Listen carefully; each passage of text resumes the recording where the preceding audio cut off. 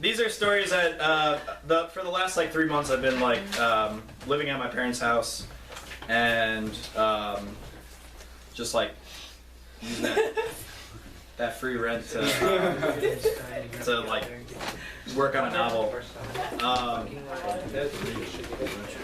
Some of the characters are definitely in the room, but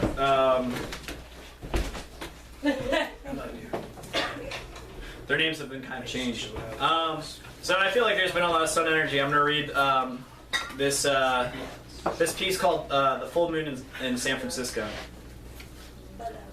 I go biking to the Tenderloin neighborhood thinking all the way about that Taurus moon, which will be full tonight sitting atop San Francisco and hanging heavy on my heart.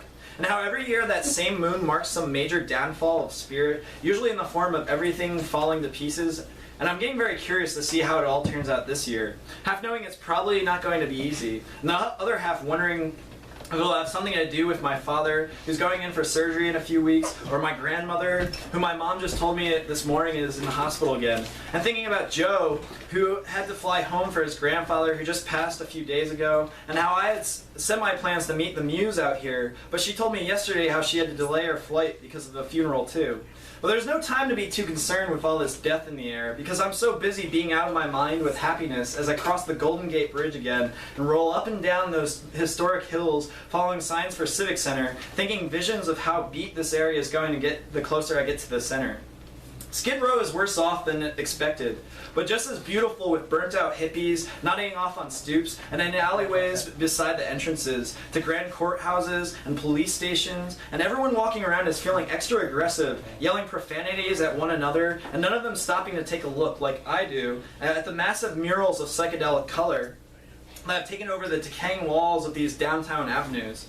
All week, friends and even my uncle have told me to avoid Tenderloin, which only made me more curious because from all my travels, I've always had the same experience that art follows poverty, and I think, well, if it's so tough here with dealers and pushers walking the street, stepping over their customers who some may have OD'd, and others are just rousing from another opiate dream, then it's probably the only place in San Francisco where an artist can still afford to live.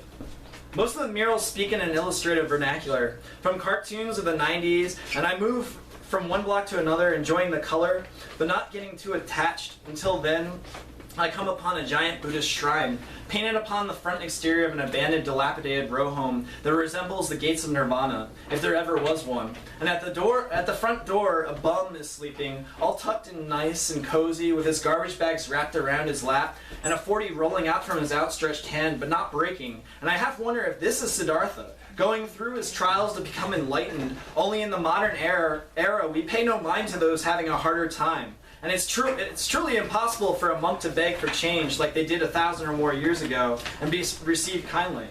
I find pennies and a quarter at the beggar's feet, possibly discarded or maybe forgotten, but instead of picking them up like I normally would, I leave them and some other change I found in the neighborhood on the sidewalk next to him for when he wakes. Because we are both vagabonds, and in our current state, and bums must start helping other bums for this world to ever change. I call Antonio, and believe it or not, he had the same idea to check out this neighborhood. And he's only a few blocks away, so we meet and bike around a little more, inspecting the painted walls and minding the characters before getting antsy and deciding to leave. We start riding north and bike up to Union Square and do a double take because all those tramps and hippies on hard times have been replaced by classy gentlemen wearing top hats and their yuppie window shopper daughters strolling arm in arm all about the streets underneath the light of a 100-foot Christmas tree. I look back where we came from, and it's still there, that black hole of utter chaos and neglect with smashed windows and cars on fire and an impoverished populace still lying on the sidewalks, and yet right next to it is all this extreme wealth of the world with gold and blazoned lettering saying no loitering, just in case you were curious. This makes me sad to see such commercial waste fed to these clueless sheep all wandering about me who probably don't give two shits about the people dying 2 blocks away. And all this traffic here in front of us and behind us is honking and giving me the impression that these people haven't seen bicyclists before. And then it dawns on me that maybe all these people are actually part of the bridge and tunnel tourism route that is the death of any good city that really needs some helpful regrowth. We decided to get the hell out of here, and Antonio leads the way. riding his bike straight up Knob Hill, which goes for 3 or 4 blocks before we reach a plateau, and then several more blocks before we reach the actual top. And from there we are looking down on all the rest of the city. And it's dark now, so all the lights are twinkling up at us and over towards the bay. There's this great big light shining behind the skyscraper,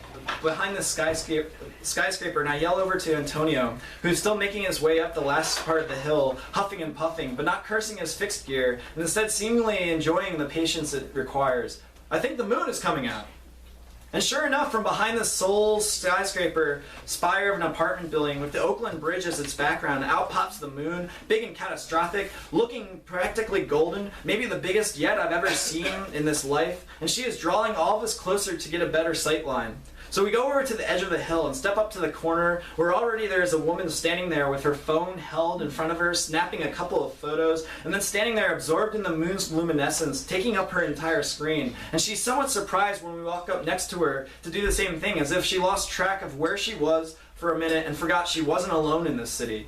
We pull out our phones to take pictures too, leaving our bikes leaned against a nearby building. And as we do this, the whole corner begins to fill up with all these other people stopping and even pulling their cars over to get out and stand there looking at that glorious muse of muses glowing above their city. They're all scrambling to get their smartphones out to get a picture of her to share with each other later. But there's no later, because as I look around, everyone is joining us, but no one is leaving. And everyone has their hands up in the air, stuck in that pose, pausing to focus their phone's camera, hoping to capture the moon's luminosity. I look around me, and everyone is so gestural, their hands held high, and together aligning their chakras, and focusing all their sights on the moon's light, and I think to myself, is this the new moon salutation of the future? Is this the new lunar dance?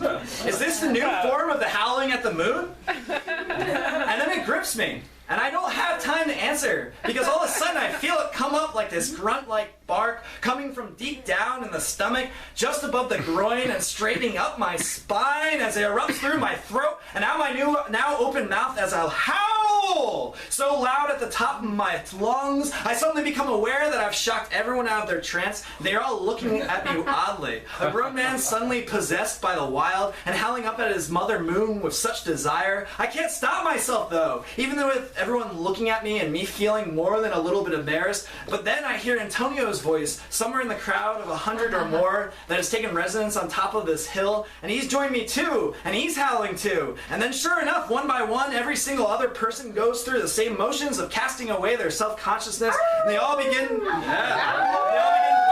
almost laughing until they are standing there and they all begin barking, oh shit, and hundreds of complete strangers transfixed by that glorious wonder above, and they're all howling with all their fury and might like a pack of wolves, calling out the only known name of this great goddess, and shouting her name so loudly now that even the neighbors who come out on their balconies to yell at us to quiet down can't help but join in.